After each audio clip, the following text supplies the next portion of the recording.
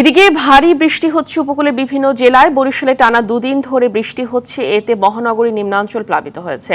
চলাচলে ভোগান্তি বেড়েছে মানুষের। ভারী বৃষ্টিতে বাগেরহাট শহরের রাস্তাঘাট সহ নিম্নাঞ্চল তলিয়ে গেছে। এছাড়া মোড়েলগঞ্জ, শরণখোলা ও মংলা উপজেলার নিম্নাঞ্চল হাঁটু পানিতে প্লাবিত হয়েছে। ব্যাহত হচ্ছে মংলা বন্দরের পণ্য ওঠানামা। টানা বৃষ্টিতে ভোলায় ডুবে গেছে ফেরিঘাট, সড়ক ও নিম্নাঞ্চল। প্লাবিত হয়েছে জেলার চরাঞ্চলও। পটুয়াখালীতে 24 ঘন্টায় 206 মিলিমিটার বৃষ্টিপাত রেকর্ড করেছে স্থানীয় আবহাওয়া অফিস। এতে প্লাবিত হয়েছে নিম্নাঞ্চলের বিভিন্ন এলাকা। ভোগান্তি নেমে এসেছে জনজীবনে। ঝালকাঠিতে টানা বৃষ্টিতে শহরে জলাবদ্ধতা দেখা দিয়েছে, এতে দুর্ভোগে পড়েছেন শহরবাসী। ভারী বৃষ্টিতে রাজশাহীতে ভোগান্তি বেড়েছে খেটে খাওয়া নিম্ন আয়ের মানুষের।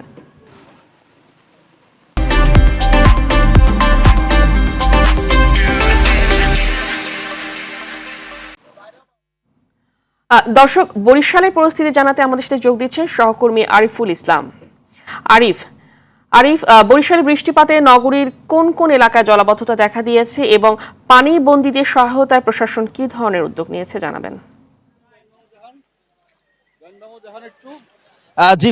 জি ফাহমিদা, ধন্যবাদ আপনাকে। আসলে আপনি যেমনটি জানতে চেয়েছেন, বরিশালে ধাননদী খালের বরিশাল, তবে এই বরিশালে কিন্তু একটু বৃষ্টি হলেই জলাবদ্ধতার সৃষ্টি হয়। আমরা এমনটি লক্ষ্য করেছি। আমি এখন আছি একদম বর্ডার এলাকায়, বরিশাল সিটি কর্পোরেশনের। আমার ডান দিকে 7 নম্বর ওয়ার্ড, আমার বাম দিকে 4 নম্বর ওয়ার্ড। অর্থাৎ এই যে এলাকাগুলো নয়, শুধু বরিশালের যেই আপনি বিলাসবহুল এলাকা যদি বলতে যায়, সেই অত্যাধুনিক যেই বাড়িঘর করা রয়েছে, সেই এলাকাগুলোতেও কিন্তু পানিতে ডুবে যায় একটু বৃষ্টি হলেও। আর এই সমস্যা কিন্তু একদিনের নয়। এর আগে বরিশালের জনপ্রতিনিধিরা এসেছেন, জনপ্রতিনিধিরা চলে গেছেন, আবার নতুন জনপ্রতিনিধি এসেছেন, তারাও নতুন করে প্রতিশ্রুতি দিচ্ছেন, কিন্তু আসলে এই জলাবদ্ধতা নিরসনে কোনো এখন মতো ব্যবস্থা হয়নি। একটু জানিয়ে রাখি, আমাদেরকে এই সংশ্লিষ্ট দপ্তর সূত্রে জানা গেছে যে গত 24 ঘন্টায় 111 মিলিমিটার বৃষ্টিপাত কিন্তু রেকর্ড করা হয়েছে এখন পর্যন্ত, এবং আবহাওয়া অফিস জানিয়েছেন যে এখন থেকে আরো 2 থেকে 3 দিন পর্যন্ত এই বৃষ্টি হতে পারে। তথ্য আরেকটু বলে রাখি যে গতকাল সকাল থেকে কিন্তু একটানা অঝরে বৃষ্টি নেমেছে। আজ দুপুর পর্যন্ত বৃষ্টি হয়েছে, এখন কিছুটা বৃষ্টি কম। তবে আবহাওয়া অফিস বলেছে যে ক্ষণে ক্ষণে বৃষ্টি বাড়তে পারে এবং আকাশে প্রচুর পরিমাণে মেঘ রয়েছে, এবং সেই মেঘের কারণে কিন্তু বৃষ্টির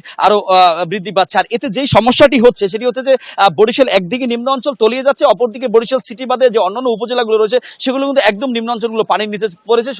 ফলে খেটে খাওয়া যে মানুষগুলো রয়েছে তারা একদম দিশেহারা হয়ে পড়েছে। অর্থাৎ সড়কগুলোতে তেমন আমরা যানবাহনও দেখছি না, আর সাধারণ মানুষ যারা রয়েছে তারাও আসলে নামছে না। কিন্তু তাদের আসলে পারিবারিক এবং তাদের কর্মক্ষম যেই লোকগুলো রয়েছে তারা এখন দুঃখ দুর্দশায় বোধ করছে। তবে সংশ্লিষ্ট দপ্তর এই ব্যাপারে দ্রুত পদক্ষেপ নেবেন এমনটি আশা করছেন বরিশালবাসী। হয়তোবা পরবর্তী বুলেটিনে আপনাকে আরো দেখাতে পারবো যে বরিশালের নিম্ন অঞ্চলগুলোর কি অবস্থা। ফাহমিদা, এই ছিল বরিশাল থেকে আমার কাছে এখন পর্যন্ত সবশেষ তথ্য। ধন্যবাদ আপনাকে।